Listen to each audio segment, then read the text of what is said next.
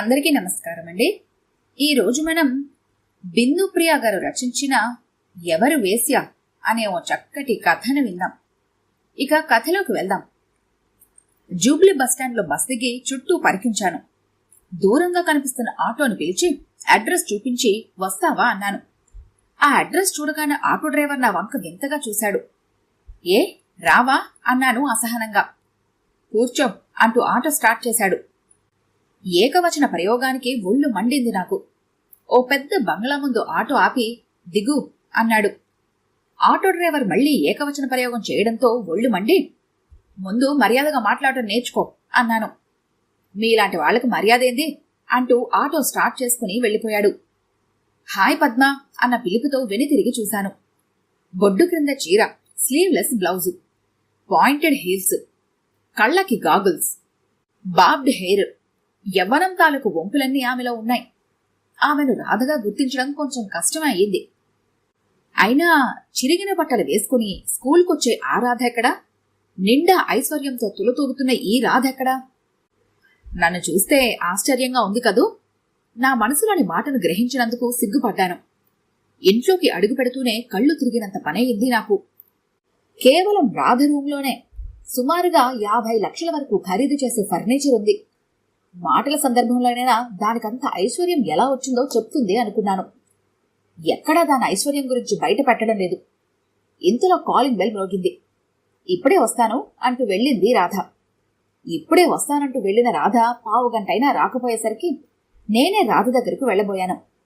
గుమ్మంలో నిల్చుని ఎవరితోనో మాట్లాడుతుంది. దేని గురించో గాని అతన్ని అభ్యర్థిస్తోంది. ప్లీజ్, ఈరోజు నా ఫ్రెండ్ వచ్చింది. దాని ముందు నా పరువు పోతుంది. ఈ రోజుకి వెళ్ళిపో అంటూ చేతులు జోడించింది. ఆ కొత్త పిట్టను కూడా లైన్లోకి దింపలేకపోయావా అంటూ కన్ను గీటాడు. రాధ పట్ల ఉక్రోషం, కోపం వచ్చింది నాకు. రాధ జీవిస్తున్న విధానంపై రోత పుట్టింది. రాధ దగ్గరకు గబగబా వెళ్ళి, ఛీ, నీకు సిగ్గులేదు? నిన్ను చూడాలని నీ అడ్రస్ ఎంతో కష్టపడి సంపాదించానే. చిచి, నీవిలాంటి దానివని తెలిస్తే అసలు ఈ ఛాయలకు కూడా వచ్చుండేదాన్ని కాదు. గుడ్ బై అంటూ వెళ్లిపోతున్న నన్ను పట్టుకొని ప్రాధేయపడుతూ దాని రూంలోకి లాక్కుపోయింది. నన్నొదులు, నన్ను కూడా ఈ రొంపులోకి లాగుదాం అనుకుంటున్నావా అన్నాను ఉద్రేకంతో ఊగిపోతూ. నో, నిన్నీ ఊబిలోకి లాగుతానని ఎలా అనుకున్నావు పద్మా? నీకు తెలుసుగా పిన్ని వల్ల నేను ఎన్ని కష్టాలు అనుభవించానో. ఓ రోజు కూరగాయలు తీసుకురావడానికి వెళ్లి ఇంటికి ఆలస్యంగా తిరిగొచ్చాను. అప్పుడు గుర్తొచ్చింది పిన్ని త్వరగా తీసుకురమ్మన్న సంగతి. ఇంటికి ఆలస్యంగా వచ్చానని పిన్ని చేతికందిన వస్తువులతో నన్ను చచ్చేట్టు కొట్టింది. నేనేదో వ్యవహారం సాగిస్తున్నానని నింద మోపి నన్నా రాత్రే ఇంట్లోంచి తరిమేసింది. ఎక్కడికని వెళ్లను? ఏడ్చాను. ఆలస్యంగా రానని క్షమాపణ చెప్పుకున్నాను. కాని పిన్నికి జాలి కలగలేదు. నేను ఆమె కన్నకూతుర్ని కాదుగా పద్మ. అదే తన కన్నకూతురైతే ఇలానే గెంటేసేదా? చాలా రాత్రైంది. ఇక పిన్ని తలుపు తీయదని నిర్ధారణ చేసుకుని చచ్చిపోవడానికి వెళ్లాను. చెరువుగట్టు కేసి వెళ్తున్న నన్ను ఓ స్త్రీ వచ్చి అడ్డుకుంది. నా కథంతా విని ఎంతో జాలి పడింది. జాలి పడలేదు, జాలి పడ్డట్టు నటించింది పద్మ. తనకు పిల్లలు లేరని చెప్పింది. నన్ను సొంత బిడ్డగా చూసుకుంటానని ప్రమాణం చేసింది. అదంతా కట్టుకథని తెలియని నేను అమాయకంగా ఆమెతో వెళ్లిపోయాను. తర్వాత తెలిసింది ఆమె నన్ను ఒక బ్రోతల్ హౌస్కి చేర్చిందని. ఇప్పుడు చెప్పు పద్మ, బ్రతుకు తెరువు కోసం నేను చేస్తున్న ఈ పాడు పనికి నేనెంతవరకు కారుకురాలను అంటూ వెక్కి వెక్కి ఏడవసాగింది రాధ. రాధా, నన్ను క్షమించు అని మాత్రమే అనగలిగాను. రాధ జీవితం చూసిన తర్వాత నా మనస్సంతా వికలమైంది. ఇక అక్కడ ఒక్క క్షణం కూడా ఉండలేక ఆమె దగ్గర సెలవు తీసుకుని మేరీ దగ్గరకు వెళ్లాను. ఏమిటే పద్మ, నేనిప్పుడా గుర్తుకురావడం అంటూ ఆనందంతో నన్ను కౌగిలించుకున్నంత పనిచేసింది మేరీ. ఇంతలో ఒక అతను మేరీ డార్లింగ్ అంటూ లోపల నుంచొచ్చి ఆమెను గట్టిగా వాటేసుకున్నాడు. బాయ్ ఫ్రెండ్ అంటూ పరిచయం చేసింది మేరీ. హలో అంటూ షేక్ హ్యాండ్ ఇవ్వబోయాడు. నమస్తే అన్నాను. నాకెందుకు అతని చూపులు, అతని వాలకం నచ్చలేదు. మేరీ సిగరెట్ తీసి కాలుస్తుంటే ఆశ్చర్యపోయాను. మేరీ, నువ్వు సిగరెట్ కాలుస్తావా? ఆశ్చర్యంగా అడిగాను. ఏ తప్పా అంది. మేరీ ప్రశ్నకు సమాధానం ఇవ్వకుండా, మీ అమ్మ నాన్న ఇంట్లో లేరా అన్నాను. షాపింగ్కి వెళ్లారు, వాళ్ళ ఇంట్లో లేరు కాబట్టే ఇంత ఫ్రీ అంది. హలో మేరీ డార్లింగ్ అంటూ మరో 3 మగాళ్ళొచ్చారు. వాళ్ళందరినీ కూడా బాయ్ ఫ్రెండ్స్ అంటూ పరిచయం చేసింది.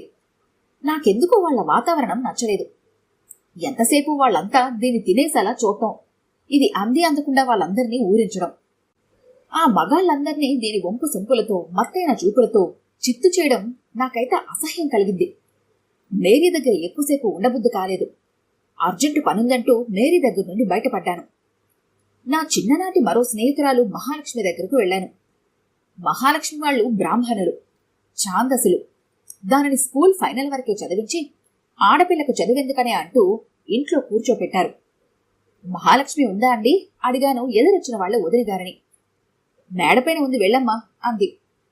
మహాలక్ష్మిని చాలా రోజుల తర్వాత కలుసుకోబోతున్నానన్న ఆనందంతో గబగబా 2 మెట్లెక్కి పైకెళ్లాను. అక్కడ దృశ్యం చూసి స్థాను అయ్యాను. అది వెల్లకితలా పడుకొని చిరంజీవి ఫోటోకు ఒకటే ముద్దులు పడుతోంది. వెంకటేష్ ఫోటోను గుండెలకు అదుముకొని ఒకటే నిట్టూర్పులు.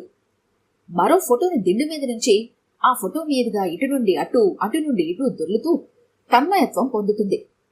రాధా, మేరీ, మహాలక్ష్మిని చూసిన తర్వాత నాలో ఓ ప్రశ్న తలెత్తింది. సవత్తల్లి నిరాధనకు గురై రోడ్డును పడి ఒళ్లమూకను బ్రతుకుతున్న రాధ వేశ్యనా, లేక తన అంగంగాలను ప్రదర్శిస్తూ మగవాళ్లను రెచ్చగొడుతున్న కామని పిశాచి 10 మంది మగాళ్ళ హృదయాల్లో దూరి వాళ్లను గిలిగెత్తులు పెడుతున్న మేరీ వేశ్యనా? వయసు ముదిరిన పెళ్లి కాకపోవడంతో 10 మంది మగాళ్లను తన హృదయంలో దూర్చుకొని రతి జరుపుతున్న మహాలక్ష్మి వేశ్యనా?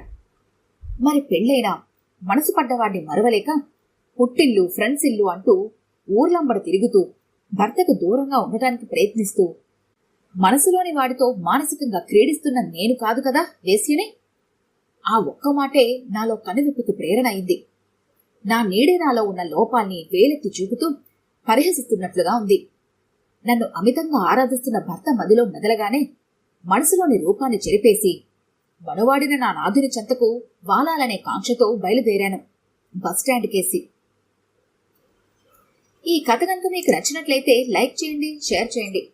మరిన్ని ఇంట్రెస్టింగ్ కథల కోసం మా ఛానల్ని తప్పకుండా సబ్స్క్రైబ్ చేసుకోండి.